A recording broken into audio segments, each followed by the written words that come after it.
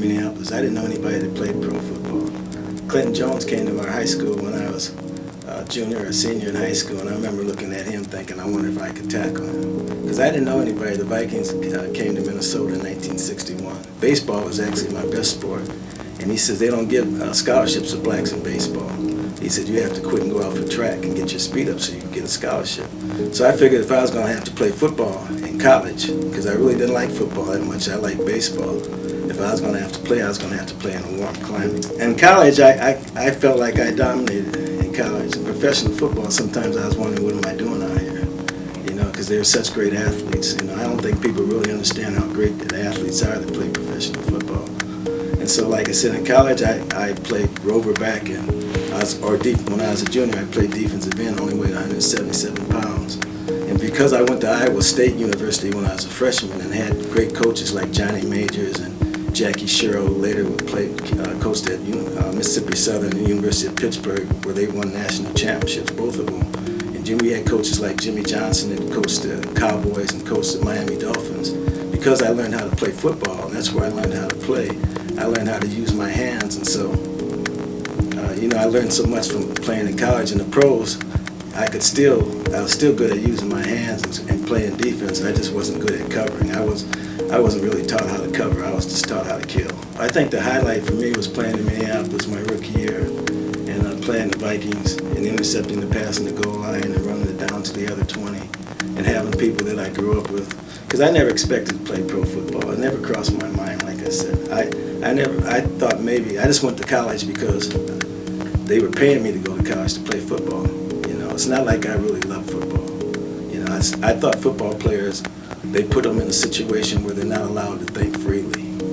When I was a rookie, they used to tell me not to read, and I've always read. Both grandmothers read a lot. My mother and my father read a lot. I've always read, but playing pro football, they didn't want you to read. I got told a couple of times I shouldn't be reading and put that book away, and what are you reading that for? So that's what I didn't like about football. I didn't think it was very open. I thought it was very controlled, because I always wanted to think for myself. I didn't want other people telling me what to think or what should come out of my mouth and how I should react. And sometimes I got caught off in college defending other players, when I should have probably just kept my mouth shut and just went about my business. But they used to tell me that the coach would say, Reggie, what are you doing? Because they wanted to make me and I could have got a lot of money, but I just didn't think pro football was reality. I never did, because like I said, growing up, I never knew any pro football players. So when they tell me that, if you keep still and you're going to get drafted and you're going to make some money, I used to didn't believe what they were saying. I just thought they were just talking. What was it like serving on the retired NFL Players Board? It's quite a compliment to have your players from all over the country to vote for you to represent them and to represent their interests. To me, that's a tremendous compliment. And I try to keep my integrity at all times. And I think that's one reason why the players trust me to represent them, is that I try to tell the truth, And to me, the truth is God, and the devil's a liar. So I don't like to be manipulated, and I like to be put in a position where I can help other people. Players are dying and committing suicide, and they don't know why they're doing it. And a lot of them think that's what it's from, concussions. And like a player died last week, and we're not sure if he shot us. The first question was, where did he shoot himself? Did he shoot himself in the stomach, or did he shoot himself in the head? And we still haven't heard. Before, they tell you right away how a player, if he committed suicide.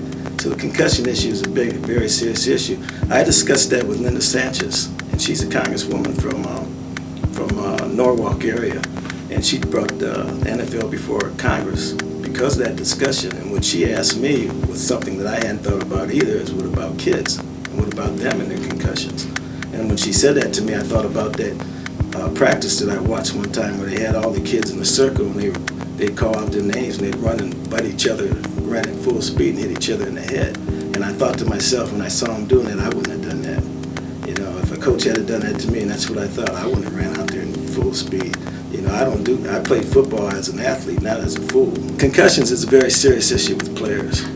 And there's lawsuits all over because the NFL denied the concussions originally, and they've known about them since the 20s. And they know the concussions, the damage that comes from your head from all that bunting. It's not just someone who's small like me, a defensive back. Linemen, they have a larger chances of getting concussion because they're constantly hitting every play. They're hitting their head every play. So it's a big issue. There's a lot of players now that have problems from dementia from concussions, and that's what it causes dementia, and they think it causes Lou Gehrig's disease. Tell us a little bit about the fight between the players and the NFL union and about the pension and the health benefits. It was a fight, but I don't think it was a big fight. I think the owners usually win anyway.